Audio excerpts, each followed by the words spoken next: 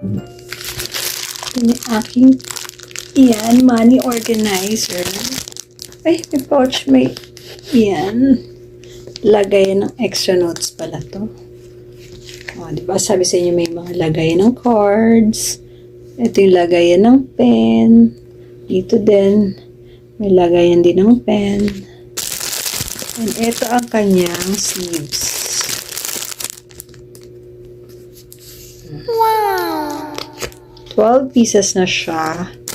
Pero umorder pa ako ng extra na dalawa. So, kahit ng pera.